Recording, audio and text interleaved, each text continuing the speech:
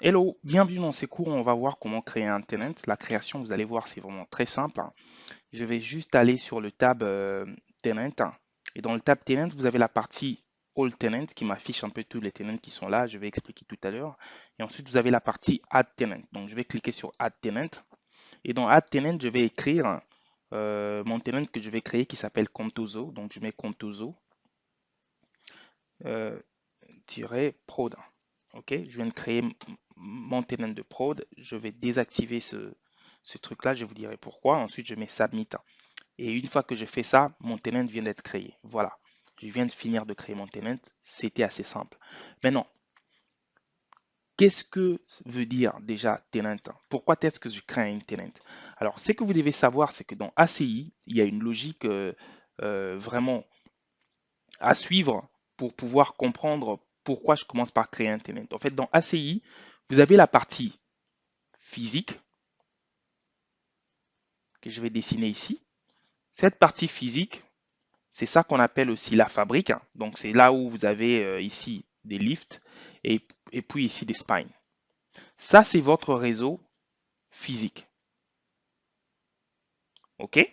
Ensuite, sur ce réseau physique, il y a un autre réseau que je dois construire sur ces réseaux physiques qui est le réseau logique. Et ce réseau logique s'est construit à travers ce qu'on appelle le tenant. OK? C'est ce réseau logique-là que je suis en train de construire. Et pour créer ce réseau logique, le premier élément, vraiment le top de top, l'élément le plus élevé de mon réseau logique, ça s'appelle le tenant. Et en gros, pour définir le tenant, c'est quoi? Maintenant, le tenant, réseau logique déjà, gardez en tête que tout ce que je suis en train de faire, c'est un réseau logique. C'est le réseau qui va être au-dessus de ma fabrique que je viens de vous montrer. OK? Et donc, le tenant, c'est quoi?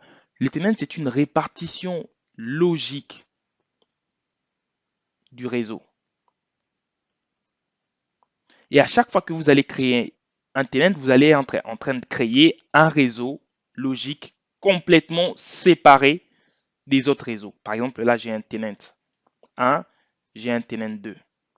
C'est complètement séparé. Ils ne vont pas se parler, ça ne se parle pas, c'est complètement séparé. C'est vraiment deux réseaux logiques. C'est quoi l'avantage de ce réseau-là? Prenez l'exemple de quand on avait des besoins. Admettons, dans le monde physique, quand on avait besoin de créer un réseau de prod, qu'est-ce qu'on faisait? On se disait, bon, écoute, on va créer un réseau de prod. Je vais juste dessiner là un réseau de prod.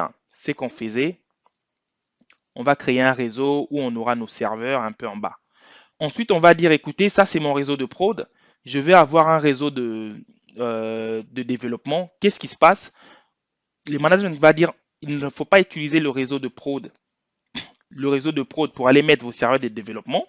Ce que j'aimerais faire, c'est qu'on puisse investir sur ces mêmes réseaux physiques, investir plutôt un autre réseau physique, et ce réseau-là sera le réseau de développement. OK? Et donc, ce qu'on va faire, on va acheter d'autres switches et encore d'autres routeurs. Et ce switch-là et ce routeur-là vont être utilisés ici pour le réseau des développements. Et notre investissement initial ici sera pour le réseau de prod. Voici un peu ce que vous allez faire dans le monde, dans une vision purement physique du réseau. OK? Maintenant, à la place de faire ça, avec ACI, vous pouvez avoir le même réseau. OK? Donc, vous pouvez avoir le même réseau. C'est-à-dire que ici en bas, j'ai un réseau, je vais dessiner en noir. J'ai un réseau ici, qui est la fabrique.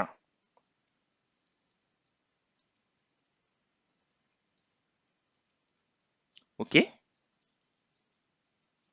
J'ai un réseau qui est la fabrique. Et sur ces réseaux où j'ai des spines et des lifts, sur ces réseaux, j'ai entièrement une couche au-dessus de réseau logique. Et sur ces couches logiques-là, je peux utiliser à la fois une couche logique dédiée pour la prod et une couche logique dédiée pour le dev. Vous avez compris ce que j'ai fait? C'est que j'ai mutualisé les ressources physiques, mais côté logique, j'ai créé plusieurs réseaux complètement séparés qui peuvent aussi se partager quoi? Ils peuvent se partager la même IP. C'est-à-dire que je peux avoir une IP ici en 1.1.1/24 ok, un sous-réseau. Et ici aussi, pareil, 1.1.1/24. C'est un réseau complètement séparé, complètement, comment je peux dire, isolé. Donc, ils peuvent partager le même ressource en termes d'IP, de nom. Et ce qui est aussi bien, c'est que côté administration et management, hein, je peux m'asseoir là et dire que non, écoute, ces équipes-là ne vont accéder qu'à ce tenant-là, qu'à ce réseau logique. Et une autre équipe, je vais le dessiner peut-être en noir, une autre équipe qui va être là, va être dédiée à manager que ce réseau-là. Vous voyez ce que je viens de créer et ça, c'est vraiment, je peux dire, l'avantage d'avoir un réseau ACI Fabric. C'est que on a un seul réseau physique, mais plusieurs réseaux virtuels complètement isolés et qui se managent différemment. Maintenant que j'ai expliqué ça, sur votre écran, vous avez trois tenants qui sont en gras. Vous avez les tenants common, vous avez les tenants infra, et puis vous avez les tenants management. Et pour faire court, ces tenants-là sont créés par défaut. Quand vous initialisez votre fabrique, ces tenants-là viennent déjà. On va commencer par les tenants infra. Les tenants infra, c'est un tenant qui vous permet, si vous voulez, c'est le tenant vraiment qui est utilisé pour le service de la fabrique.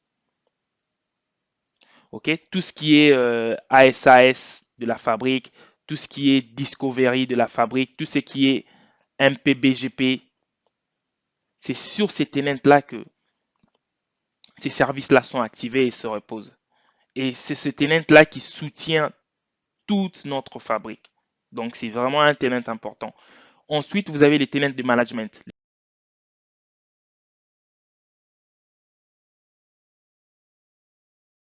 Ça vous permet en fait de séparer le trafic de prod du trafic de management. Et sur ces tenants, vous allez avoir accès au management. Donc, si je vais aller manager mes lifts, mes spines, ça sera à travers ces tenants-là que je vais pouvoir accéder, définir les ressources et ainsi de suite. Ça sera à travers ces tenants-là. OK? Et ensuite, vous avez le tenant, le dernier tenant, c'est le tenant common. Le tenant common, c'est le tenant un peu qui nous permet de partager les ressources avec les autres tenants. Sur ce que je vous ai expliqué, si j'ai un tenant ici qui est complètement un réseau logique, on va dire tenant prod, et j'ai un autre tenant qui est complètement ici isolé aussi, tenant dev, et que les deux veulent accéder à des ressources partagées. Admettons qu'ils veulent accéder au serveur DNS.